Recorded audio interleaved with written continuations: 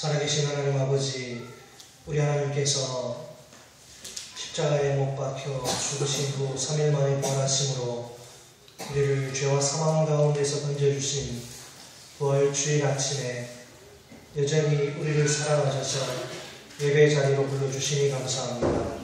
주님, 부활하사 영광 중에 높이 앉아 계신 그 주님을 바라보고 그 주님께 집중하고 그 주님께 경배하는 복된 시간이 되게 해 주옵소서. 예수님의 이름으로 기도드립니다. 아멘.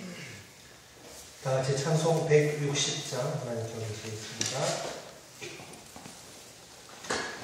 찬송 160장입니다.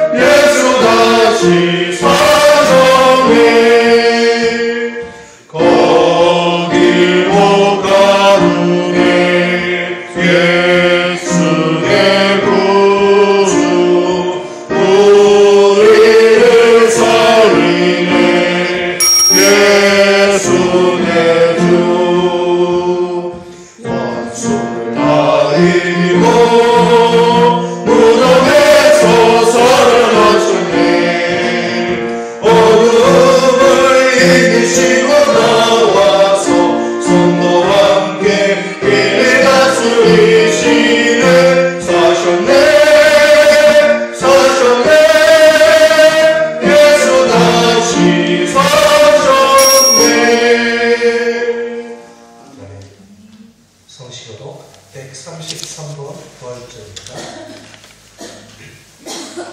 하나님께서 그를 사망의 고통에서 풀어 살리셨으니 이는 그가 사망에 매여 있을 수 없었습니다.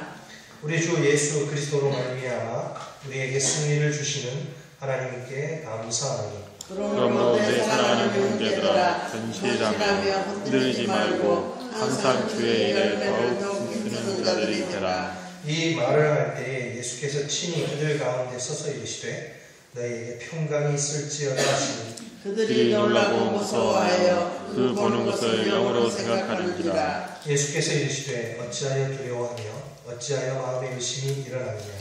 내 손과 발을 보고 나인 줄 알라. 또 나를 만져보라. 그러나 이제 그리스도께서 죽은 자 가운데서 다시 살아나사 잠자는 자들의 첫 열매가 되셨도다.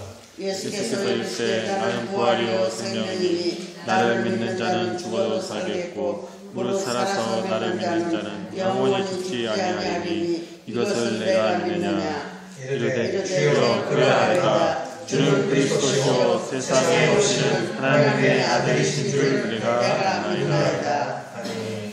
사도신경으로 신앙 고백하시겠습니다. 전능하사 천지를 만드신 하나님 아버지를 내가 믿사오며 그 외아들 우리 주 예수 그리스도를 믿사오니 이는 성령으로 잉태하사 동정녀 마리아에게 나시고 본디오 빌라도에게 고난을 받으사 십자가에 못 박혀 죽으시고 장사한 지 사흘 만에 죽은 자 가운데서 다시 살아나시며 하늘에 오르사 전능하신 하나님 우편에 앉아 계시다가 저리로서 산 자와 죽은 자를 심판하러 오시리라. 성령을 믿사오며 거룩한 공예와 성도가 서로 교통하는 것과 죄를 사하여 주시는 것과 몸이 다시 사는 것과 영원히 사는 것을 믿사옵나이다. 아멘. 사명서 두 번째 차입니다. 주보 1페이지를 참조해 주십시오. 사명서로 우리 같이 한 목소리로 읽겠습니다. 시작. 우리는 세상에서 부름받은 하나님의 백성이요 세상으로 보냄받은 예수 그리스도의 제자입니다. 우리 삶의 존재와 목적은 오직 하나님 나라입니다. 이런 영혼을 구원하는 일에 헌신합시다. 제자 삼는 사역에 집중합시다. 그리하여 하나님 나라가 이루어지게 합시다. 이 시간 우리를 대표해서 노영준 집사님 기도 인도해 주시겠습니다.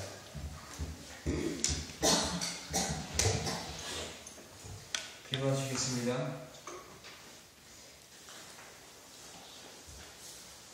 하나님 정말 감사합니다. 하나님께서 지구 만물을 창조하시고 그리고 지구 만물을 주관해 주시니 감사함을 드립니다.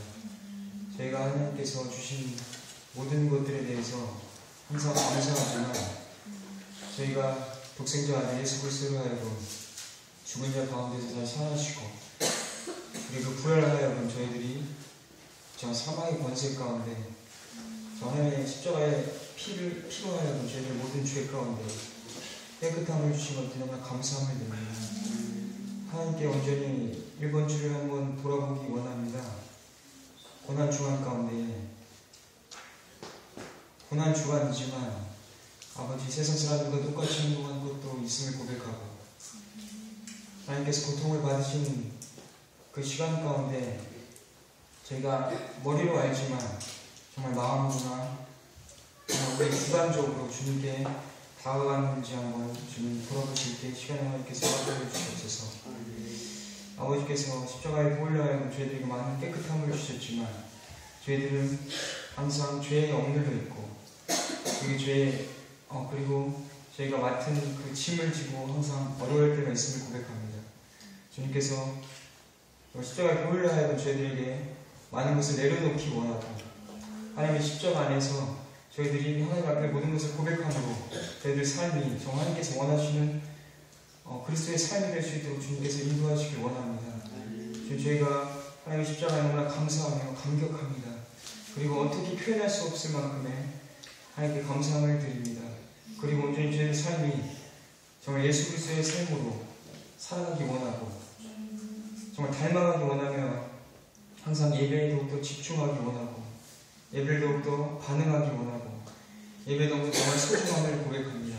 주님께서 예배 가운데 친히 함께해 주셔서 저희들 이 자리 가운데 하나님의 은혜를 받고 정말 삶이 변화되며 정말 학교와 그리고 회사와 그리고 믿지 않는 가정 가운데 변화시켜 주셔서 정말 그리스도의 십자가의 보혈이 무엇인지 그리고 하나님의 참뜻이 무엇인지를 정말 한 사람 한 사람이 입술을 열고 그들에게 복음을 전할 수 있도록 담대한 마음을 허락해 주시고 하나님의 십자가에 분병되어서 믿지 않는 사람들과 대적하여서 믿지 않는 사람들의 정말 탐욕과 유혹과 시험 가운데 믿는 사람으로서 그들과 다른 길을 갈 수 있도록 주님께서 인도하여 주시옵소서. 때로는 너무나 연약합니다. 부족합니다. 그렇지만 하나님의 말씀과 하나님의 기도로 붙잡고 매 시간 살아갑니다.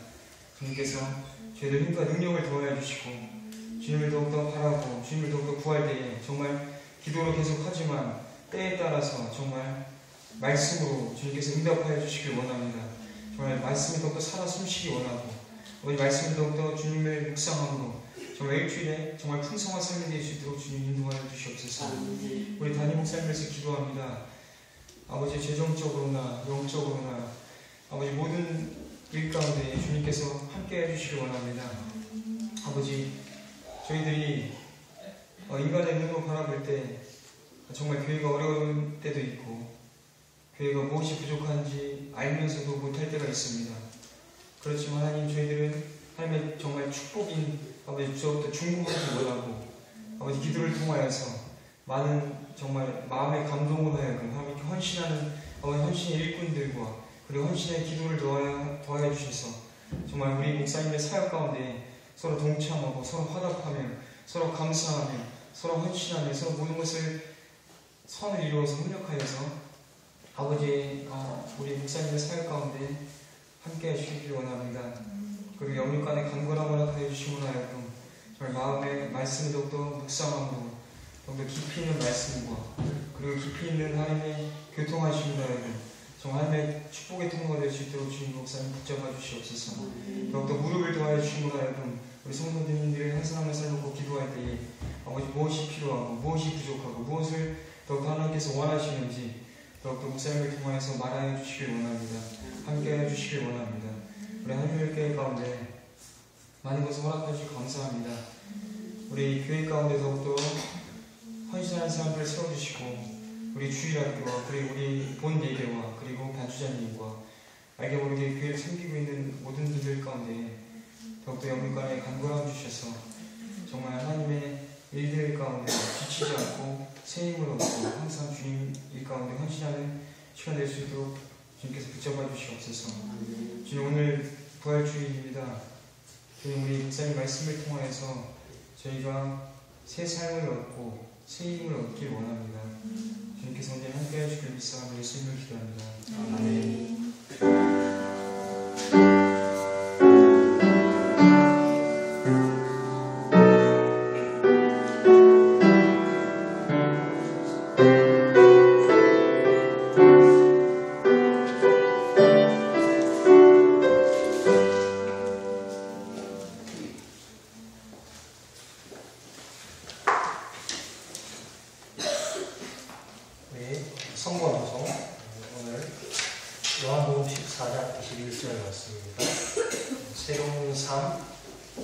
그리스도께 순종이죠. 요한복음 14장 1절 말씀 같이 방송하도록 하겠습니다. 시작. 새로운 삶, 그리스도께 순종. 요한복음 14장 1절 말씀. 나의 계명을 지키는 자라야 나를 사랑하는 자니 나를 사랑하는 자는 내 아버지께 사랑을 받을 것이요 나도 그를 사랑하여 그에게 나를 나타내리라. 요한복음 14장 21절 말씀. 우리 자리에서 일어서셔서 오늘 말씀 보시겠습니다. 우리에게 주시는 말씀 요한복음 11장 17절로 27절입니다.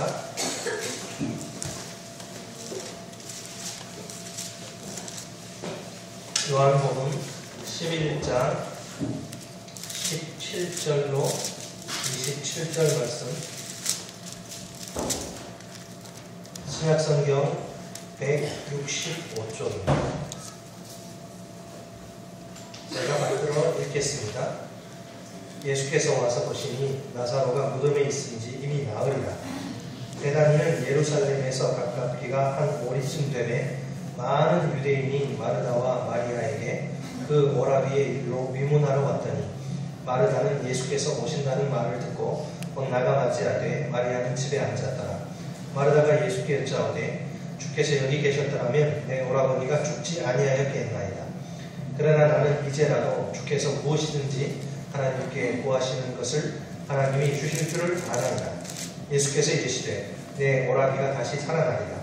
마르다가 이르되 마지막 날 부활 때에는 다시 살아날 줄을 내가 아나이다.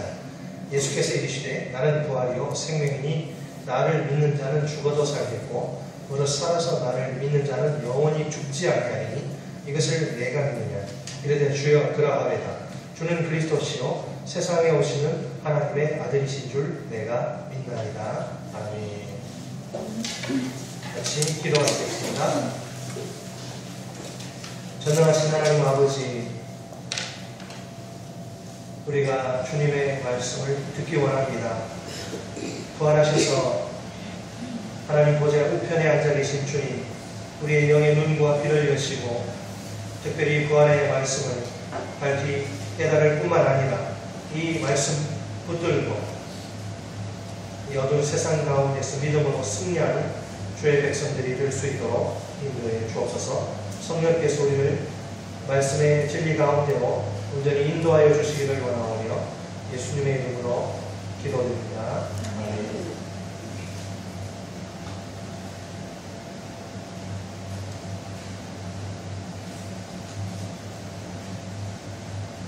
우리 인간은 참으로 대단한 존재입니다. 저 광활한 우주를 탐색하는가면 그 복잡한 DNA 구조를 밝혀냅니다.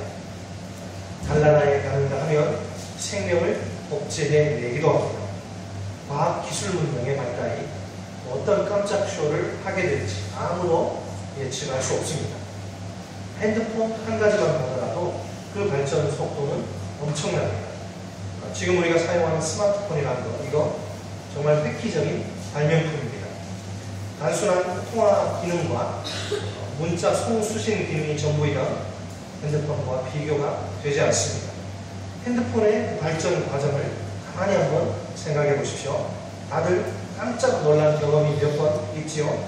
예전에 핸드폰을 개개인이 소유한다. 이건 상상할 수도 없었던 일인데 핸드폰이 나오고 그 다음에 얼마 안 지나서 핸드폰에 카메라가 달려 나오고 얼마나 놀란지 몰라요. 그리고 그 핸드폰으로 인터넷에 접속해서 게임을 하고 또 조금 지나니까 손바닥에 핸드폰 올려놓고 실시간으로 TV를 시청하고 또 조금 지나니까 핸드폰으로 서로 얼굴 보면서 영상통화를 하고 지구 반대편에 있는 사람하고 영상통화를 하고 이제 좀 있으면 3D 입체 핸드폰 나오고 이렇게 휘어지는 핸드폰 이제 나올 날도 얼마 남지 않은 것 같습니다. 자, 그러나 인간은 아직 죽음의 문제만큼은 해결하지 못했어요. 제가 장담하건대 앞으로 쭉 절대 해결하지 못할 것입니다. 어느 영웅 호걸도 어느 천재 과학자도 어느 명의도 불가능합니다. 죽음 앞에만 서면 사람은 참으로 약하고 비겁한 존재가 됩니다. 누구보다도 주님을 사랑한다고 늘 이렇게 말하는 베드로가 아닙니까? 그런데 예수님이 체포당하시던 날 밤에 그가 보인 반응을 보세요. 죽음이 두려워서 예수님과의 관계를 철저히 부인하지 않습니다. 3번이나 고개를 절레절레 들면서 예수님을 모른다고, 저 사람하고 상관없다고 딱 잡아떼지.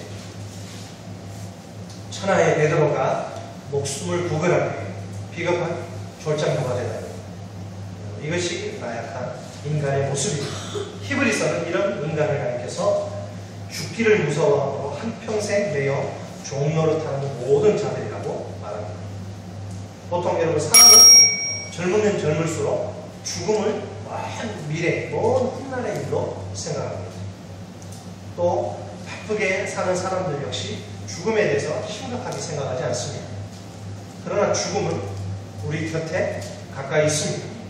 현재 우리 삶에 큰 영향력을 행사하고 있습니다. 마치 나그네의 오랜 등짐처럼 우리와 한 몸으로 존재합니다. 우리 속에 있는 모든 어두움의 요소가 그 증거입니다. 우리에게는 근심과 걱정, 불안과 염려. 예수님은 이런 우리에게 말씀하십니다. 나는 부활이요 생명이니 나를 믿는 자는 죽어도 살고 무릇 살아서 나를 믿는 자는 영원히 죽지 아니하리니 이것을 내가 믿느니라. 요한복음 11장 1절을 보면 마리아와 마르다의 총 베다니에 사는 나사로란 병든 자가 등장합니다.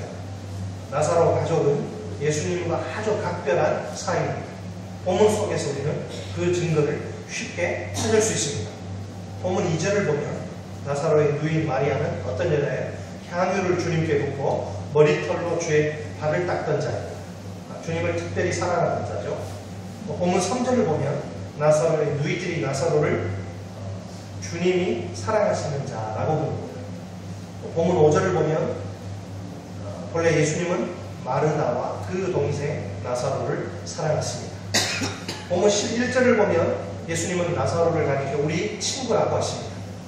이 정도면 남부러울 것 없는 행복한 가정이겠지요. 그런데 이 가정에 심각한 문제가 발생합니다. 나사로가 병에 걸린 것입니다. 본문에는 그 병명이 정확히 무엇인지 나와 있지 않아요. 하지만 그 누이들이 예수님께 직접 도움을 요청한 것을 보면 가벼운 병은 아닌 것 같아요.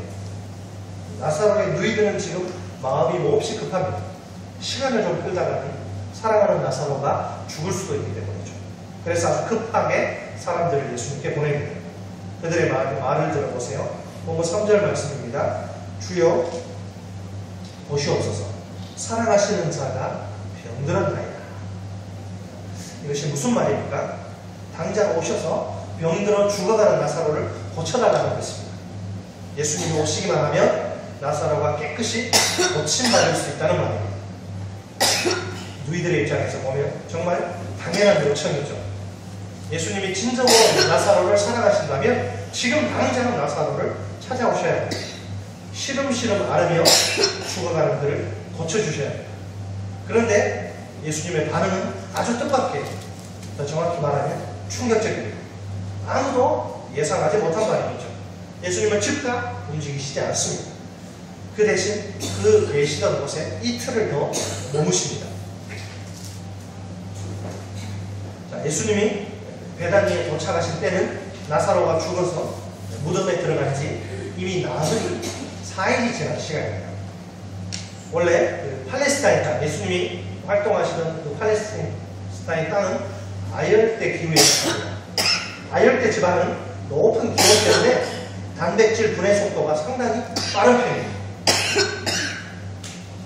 이제 죽은 나사로의 시체에서 썩는 냄새가 진동하기 시작합니다. 인간의 힘으로는 더 이상 아무것도 어떻게 해볼 도리가 없는 상황이죠. 여러분, 죽어가는 것과 이미 죽은 것은 차원이 다릅니다. 아무리 중병에 걸려 오랜 세월 병상에 누워있어도 살아만 있으면 괜찮아요. 죽어가다라도 아직 코에 호흡이 있으면 희망이 있어요. 반면에 이미 죽어 시체가 된 고인의 경우에는 다릅니다. 시체에게는 아무런 희망이 남아있을 수 없습니다. 죽음은 상황 종료를 뜻하기 때문입니다. 자, 저는 목사이기 때문에 화장터를 아주 자주 가죠.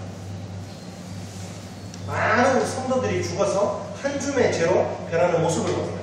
엊그제까지 같이 웃고 떠들고 같이 탁구도 치고 탁구도 하고, 그런데 어느 날 죽어서 한 줌의 죄로 살아있을 때에는, 생전에는 다양한 모습이죠. 그들의 직업, 사회적 지위, 재산에 따라서 이렇게 좀 분류할 수 있습니다. 그러나 죽음 앞에서는 다 똑같아요.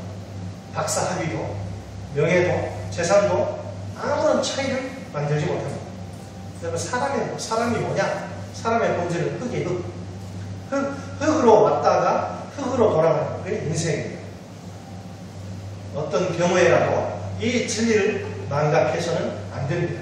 우리 모두는 죽음의 강을 건너는 순간 딱 정말 한 줌의 죄로 남을 운명입니다. 정말 별거 없습니다. 내가 흙이란 사실을, 진리를 가슴 깊이 새겨야 합니다. 그래야 이 땅에 집착하지 않고 영원을 사모할 수 있습니다. 하나님 보시기에 제대로 된 인생을 살 수 있습니다. 요즘은 그 화장 기술의 발달로 성인 시체를 태우는데 2시간이 채 걸리지 않아요. 화장이 끝나면 어떻게 합니까? 남은 그 이제 죄가 남잖아요. 남은 죄를 유골함에 이렇게 딱 담아요. 그것을 어떻게 합니까? 화장터 뒤에 동산에 뿌리거나 혹은 납골당에 이렇게 안치합니다. 아니면 인천 연안부두에서 배 타고 그 바다로 나가서 이렇게 뿌리기도 해요. 자, 화장터에서 마음으로 고인을 떠나보낼 수 없어서 통곡하는 유족들의 모습, 얼마나 안타까운지 모릅니다. 바다에다가 뿌리는 경우 제가 따라나가 봤는데요.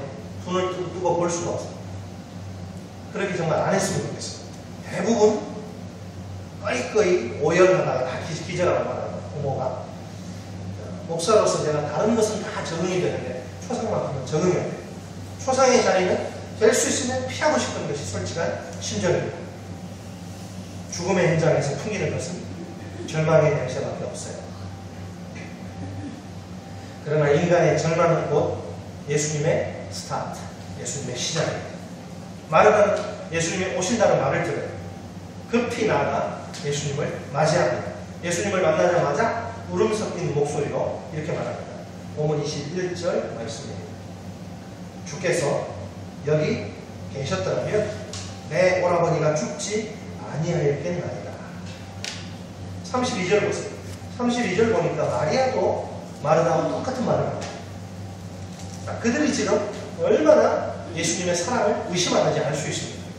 정작 도움이 필요한 순간에 예수님이 급히 오시지 않고 이틀씩이나 지체하신 것이 뭔데 원망스럽습니다. 그들은 오빠의 그 죽음 때문에, 나사로의 죽음 때문에 깊은 시리와 절망 가운데 빠져 있습니다. 나사로의 죽음은 그들에게 큰 슬픔과 허물을 안겨줍니다. 삶의 의욕과 희망을 빼앗아 갑니다. 나사로는 죽었지만 마르다와 마리아는 지금 죽음의 권세에 시달리고 있습니다. 여러분, 죽음은 죽은 자를 지배하는 것이 아니라 살아있는 자를 지배합니다. 예수님은 마르다에게 내 오라비가 다시 살아나리라는 희망을 심어주십니다. 그러나 마리아는 뭐라고 대답합니까? 마르다는 마지막 날 부활 때에는 다시 살아날 줄을 아나이다. 그녀는 지금 나사로의 부활을 장래에 일어날 일로 생각합니다. 마르다는 미래의 부활을 믿지만 현재의 부활은 믿지 못해요. 자, 그녀의 대답 속에 과거의 얽매인 모습이 보입니다. 주께서 과거에 여기 계셨더라면, 나사로가 죽기 전에 여기 계셨더라면 또 이제는 미래를 바라보는 모습도 보입니다. 마지막 날 부활 때에는 여러분, 분명 그녀에게는 예수님을 믿는 믿음이 있어요. 그죠? 믿음이 없는 거 아닙니다. 믿음이 있습니다. 부활에 대한 믿음이 있어요. 자, 그런데도 현실 문제 앞에서는 그 믿음이 전혀 힘을 쓰지 못합니다. 슬픔과 절망만이 그녀의 친구입니다. 자, 그녀의 문제는 하나님께 대한 살아 역사하는 실제적인 믿음이 없는 것입니다. 죽음의 상황, 이제 더 이상 손을 써볼 도리가 없다는 거예요. 모든 것이 끝났다는 거예요. 나사로가 그 코에 호흡이 붙어있기만 하면 문제가 없는데 이미 죽었는데 이제 먼 훗날 미래에 부활을 할지 모르겠지만 지금 살아난다는 것은 불가능하다는 거죠. 과연 여러분, 지금 우리는 어떻습니까? 예수님을 믿는다고 말하는 우리의 현재 모습은 어떤가? 힘들고 어려운 환경 속에서도 믿음이 놀라운 능력을 발휘하고 있습니다. 믿음이 그 모든 환경의 어려움을 너끈히 집어삼키고 있습니다. 우리가 소망의 밝은 노래를 부르고 있습니다. 아니면 절망의 피맺힌 울음을 토해내고 있습니다. 주님, 이제 다 끝났습니다. 자, 정말 주님이, 예수님이 우리에게 이 부활의 아침에 원하시는 믿음이 무엇입니까? 우리 다 같이 본문 25절, 26절 말씀을 한 목소리로 읽겠습니다. 25절, 26절 말씀 시작. 예수께서 이르시되 나는 부활이요 생명이니 나를 믿는 자는 죽어도 살겠고 무릇 살아서 나를 믿는 자는 영원히 죽지 아니하리니 이것을 내가 믿느냐.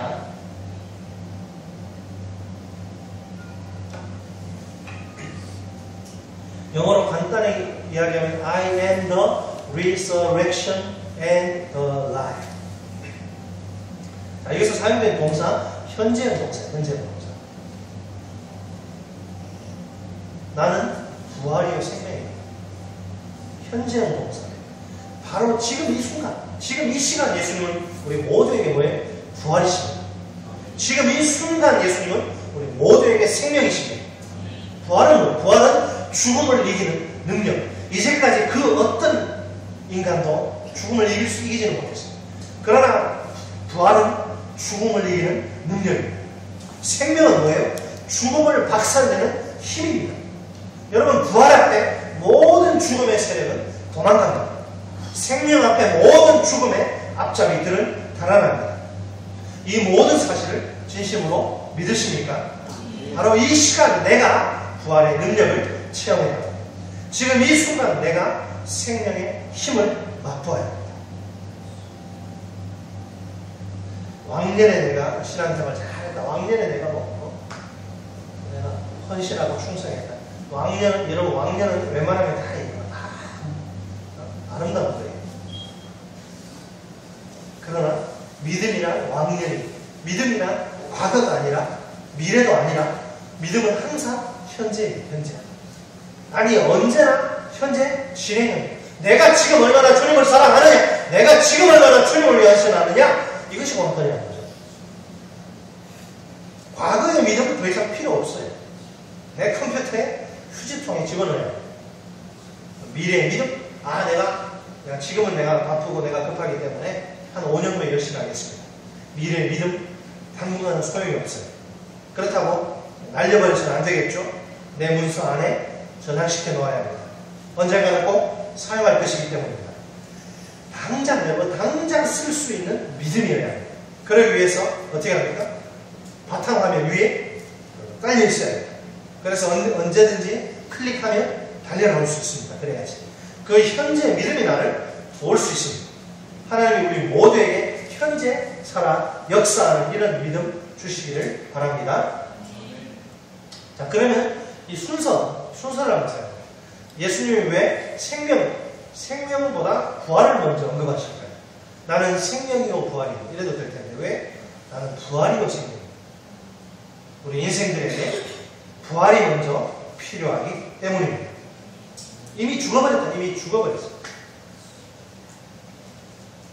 우리 인간은 첫사람 아담의 범죄 때문에 하나님과의 관계가 완전히 끊어져 버려요. 완전히 단절됩니다. 이제 하나님께로부터 어떤 좋은 것도 공급받을 수 없는 상황. 완전히 끊어져 버려요. 자, 그러면 육신. 하나님께로부터 하늘의 자원을 힘과 지혜와 능력을 계속 공급받아야 살 수 있는데 육신은 이제 그 하나님께로부터 오는 파이프라인이 다 망가졌기 때문에 더 이상 올 수가 없죠. 육신은 이 세상에 잠깐 동안 살아있어요. 영혼은 어떻게 돼요? 이미 죽어있는 상태입니다. 여기서 마치 생명의 그 대지에서 뿌리 뽑혀서 땅바닥에 내 동댕이 쳐진 나무와 같은 신세입니다. 이 이미지는 저희 그 신대원 시대 형사이시고 또 바울 신학의 세계 최고의 대가인 김세현 교수님이 이 구원을 알기 쉽게 이렇게 정리해 주셨어요. 자, 구원을 뭐라고 하냐? 하나님을 떠난 인간을 생명의 대지에 이렇게 뿌리박고 있어야지 수분과 양분을 공급받고 광합성을 해서 계속 살잖아요. 그러나 생명의 대지에서 뿌리 뽑혀서 땅바닥에 내 동댕이 쳐진 그런 나무와 같은 신세가 하나님을 떠난 인간이라고 이야기해요. 자, 그러면 그 나무는 살아있어요? 죽어있습니까? 살아있다고도 할 수 있고 죽어있다고도 말할 수 있어요. 왜? 여러분, 나무가 생명을 유지하는 유일한 길이 무엇이죠? 생명의 근원이 대지에 반드시 뿌리를 내리고 있는 것 뿐입니다. 일단 뿌리가 뽑히면 그 순간부터 그 나무에 죽음의 세력이 침투하는 거예요. 그 나무 속에 있는 제한된 양분이 이제 다 떨어지고 나면 어떻게 돼요? 반드시 시들어서 죽게 되어 있어요. 더 이상 생명의 근원이 대지로부터 양분을 공급받을 수 없기 때문입니다. 그래서 얼핏 보면 살아있는 것 같아요. 그러나 그 나무의 최종적인 운명은 죽음입니다. 모든 인간은 누구든지 생명의 근원인 대지로부터 뿌리 뽑힌 나무와 같이 하나님의 생명에서 떠난 끊긴 상태로 이 세상에 태어납니다. 그래서 거듭나지 않은 자연인에게는 영적인 생명이 없습니다. 자연인은 죄와 허물 때문에 100% 영적으로 죽어있는 상태입니다. 그에게는 생명의 흔적이란 아예 처음부터 없습니다. 영원한 죽음을 향해서 한 발 한 발 다가가고 있을 뿐입니다. 이처럼 영적으로 죽은 자에게 무슨 처방이 필요할까요? 죽은 자는 우선 살려야 합니다. 예수님은 먼저 허물과 죄로 죽은 우리를 성령의 능력으로 살려주십니다. 그 후에 그 생명을 영원히 유지시켜 주십니다. 그러므로 예수님 안에서는 더 이상 죽음이 없습니다. 결국 예수님을 믿는 자는 죽어도 다시 살아납니다. 살아서 예수님을 믿는 자는 영원히 죽지 않습니다. 우리는 부활이요 생명이신 예수님을 지금 믿어야 합니다. 믿음이란 신비스러운 것입니다. 우리가 부활이요 생명이신 예수님을 나의 구세주요 주님으로 믿으면 놀라운 일이 발생합니다. 우리 요한복음 11장 본문은 책갈피에 놓으시고 요한복음 5장을 보겠습니다. 앞으로 넘어가서 요한복음 5장 24절을 보겠습니다.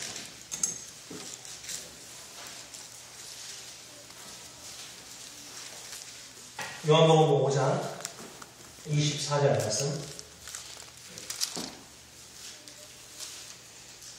24절, 요한복음 5장 24절 말씀 한목해보겠습니다. 시작. 내가 진실로 진실로 너희에게 이르노니 내 말을 듣고 또 나 보내신 이를 믿는 자는 영생을 얻었고 심판에 이르지 아니하나니 사망에서 생명으로 옮겨집니다. 아멘. 예수 그리스도를 믿는 자는 과거 시제죠. 영생을 믿는 순간에 바로 얻게 되는 것이고 심판에 이르지 아니하고 사망에서 생명으로 옮겨지게 됩니다. 죽음의 권세. 오늘날 얼마나 많은 사람들이 죽음의 권세 앞에서 떨고 있습니다. 죽음의 권세는 마르다와 마리아뿐만 아니라 우리에게도 이 죽음의 권세는 우리를 두렵게 하고 슬프게 하고 허무하게 합니다. 운명의 노예가 되게 합니다. 그러나 우리가 죽음의 세계에서 생명의 세계로 들어가면 상황이 완전히 역전됩니다. 그때는 더 이상 죽음의 권세가 우리를 지배하지 못합니다. 생명의 세계는 한마디로 말해서 빛의 세계요, 기쁨의 세계요, 희망의 세계입니다. 생명의 세계에 속한 자는 더 이상 허무에 시달리지 않습니다. 더 이상 운명의 노예가 되지 않습니다. 더 이상 한 맺힌 인생을 살지 않습니다. 그 대신 밝고 환하게 웃을 수 있습니다. 운명을 개척할 수 있어요. 한계를 극복할 수 있습니다. 능력 있는 인생이 됩니다. 삶의 강력한 추진력이 생깁니다. 창의적인 인생을 살 수 있습니다. 얼마나 멋진 인생입니다. 이제 예수님은 나사로의 무덤 앞에 도착하십니다. 무덤을 막은 돌을 옮겨 놓으라고 말씀하십니다. 그러자 마르다가 정색을 하며 이렇게 말합니다. 본문 39절 말씀입니다. 주여 죽은 지가 나흘이 되었음에 벌써 냄새가 나나이다. 무슨 냄새? 시체가 썩는 냄새. 나사로가 썩어 들어가고 있거든요, 지금. 그런데 왜 돌을 옮기라고 하느냐? 이게 말이 됩니까? 자, 천하의 예수님이라도 이제 늦었다는 말이죠. 썩어서 냄새가 나는 시체에게 아무 소망이 없다는 이야기입니다. 다 끝났는데 괜한 헛수고 하시지 말라는 말입니다. 그만 포기하시라는 이야기입니다. 그러자 예수님은 마르다의 불신을 책망하십니다. 본문 40절 말씀이죠. 내 말이 내가 믿으면 하나님의 영광을 보리라 하지 아니하였느냐. 여러분, 정말 하나님의 영광, 이게 기적을 이야기해요. 하나님의 기적을 보기 원하십니까? 예수님을 믿으셔야 돼요. 네가 믿으면 왜 우리가 하나님의 영광을 보지 못하느냐, 하나님의 기적을 보지 못하느냐? 믿지 않기 때문에, 의심하기 때문에, 불신하기 때문에. 여러분, 불신의 영이 역사하는 곳에 하나님이 역사하지 않아요. 자, 여기서 지금 하나님의 영광은 뭘 이야기합니까? 썩은 냄새나는 시체 나사로가 다시 살아나는 것이죠. 마르다가 하나님의 영광을 보려면 절망적인 상황 가운데서도 주님의 말씀에 무조건 절대적으로 순종해야 합니다. 당장 믿음으로 내 머리로 이해되지 않고 도저히 납득하지 못해도 믿음으로 돌을 옮겨 놓아야 합니다. 우리가 정말 우리가 부활의 능력을 체험하려면 주님의 말씀에 온전히 순종해야 합니다. 마음속에 있는 불신의 돌, 의심의 돌을 믿음으로 옮겨 놓아야 합니다. 돈이 없는데 내가 한 번에 갈 수 있겠는가? 불신. 비행기 티켓이 이제 얼마 안 남았는데 돈이 채워지겠는가? 의심의 돌. 어떻게 해요? 믿음으로 옮겨 놓아야 합니다. 자, 이제 무덤에 돌을 옮겨 놓자 예수님이 뭐 하십니까? 무덤을 향해서 큰 소리로 나사로를 부르십니다. 우리 박종호 씨가 이 나사로 한번 여러분 검색해서 찾아보세요. 나사로라 죽음에서 생명의 대지 위에 나사로라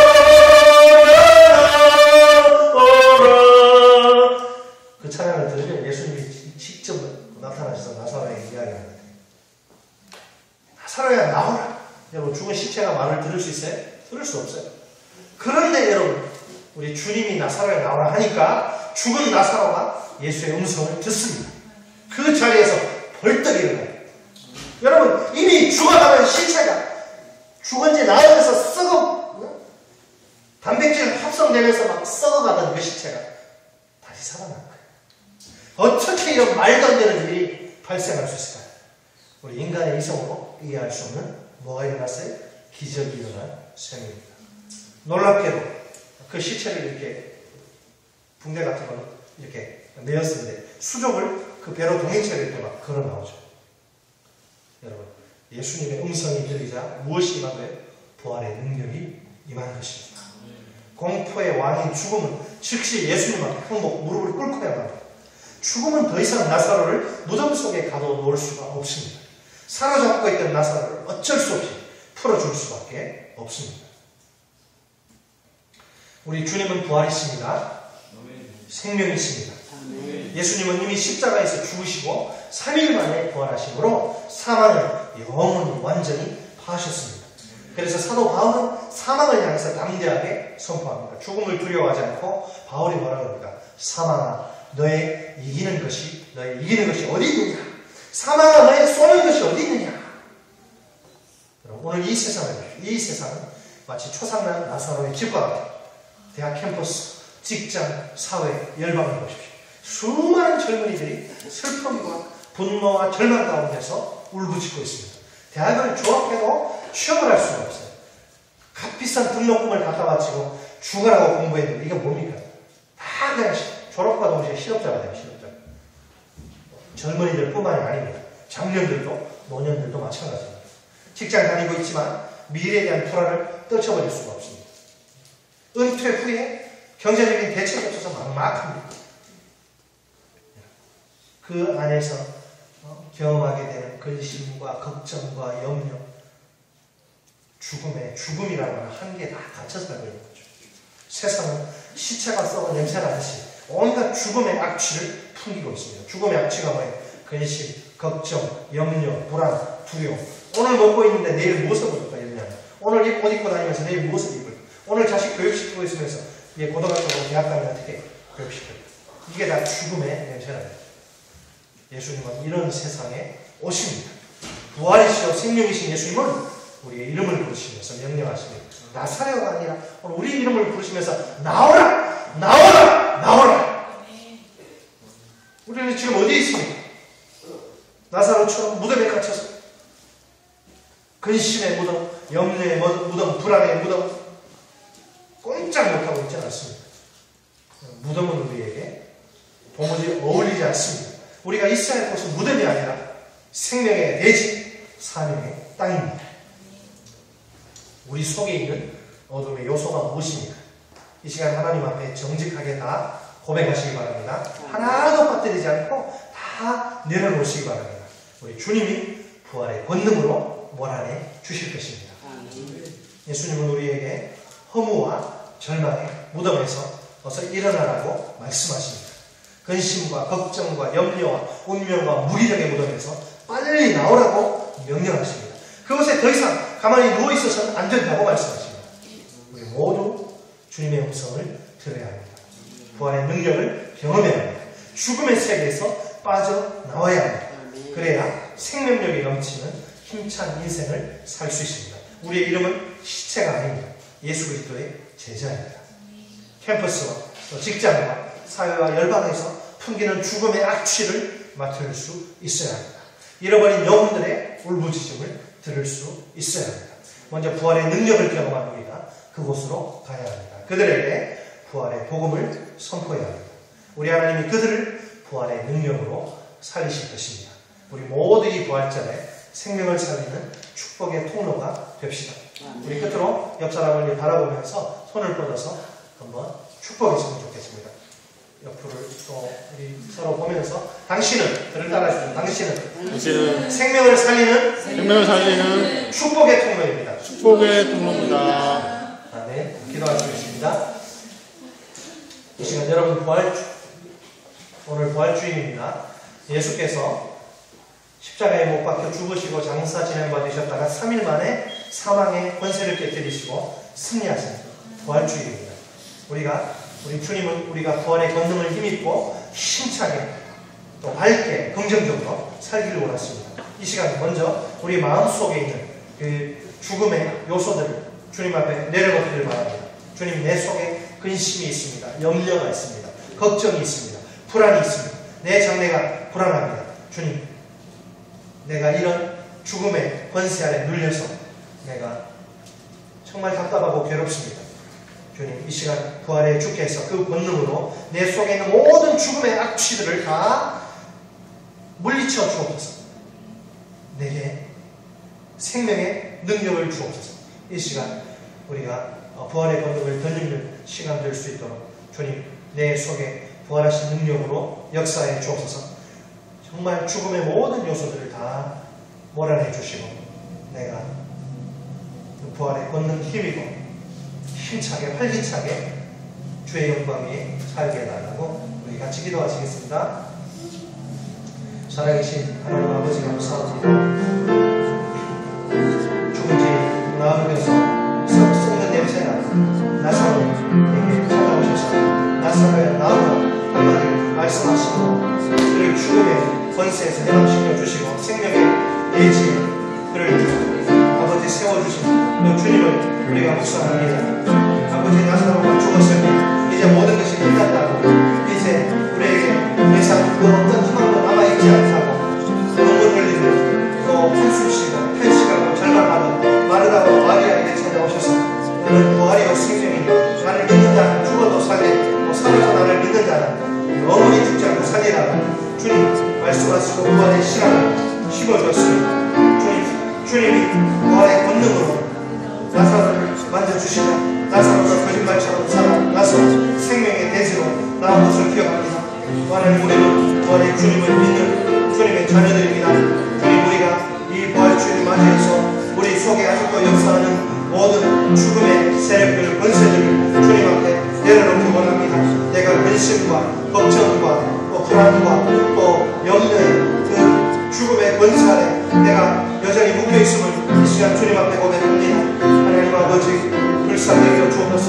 부활의 주님을 믿는 아버지 주님의 자녀로서 이런 모습은 전혀 어울리지 않습니다. 주님은 우리가 이런 죽음의 권세 아래 붙들려서 무기력하게 누워있는 것을 원치 않으십니다. 우리가 모든 죽음의 권세를 깨뜨리고 우리가 아버지 생명의 대지에, 사명의 대지에 우리가 서서 희망차게 아버지 힘차게 살기를 원하십니다. 이 시간 우리를 불쌍히 여겨주옵소서. 아버지, 기도합니다. 부활의 권능이 우리의 심령마다 우리의 영혼마다 역사하여 주시기 원합니다. 부활의 권능으로 생명력으로 우리 가운데 역사하셔서 모든 죽음의 권세를 깨뜨려 주시고 원하여 주시고 아버지, 부활의 생명력으로 우리가 아버지 이 땅 가운데 우뚝 설 수 있도록 아버지 도와주옵소서. 우리 속에 아버지의 부활의 능력이 임할 수 있도록 도와주옵소서. 나와는 상관없는 아버지 2000년 전에 이야기가 되지 않도록 도와주시고 오늘 내 삶을 새롭게 하고 대화시키고 온전케 하는 능력으로 주의 구원의 능력이 임할 수 있도록 주님 도와주옵소서.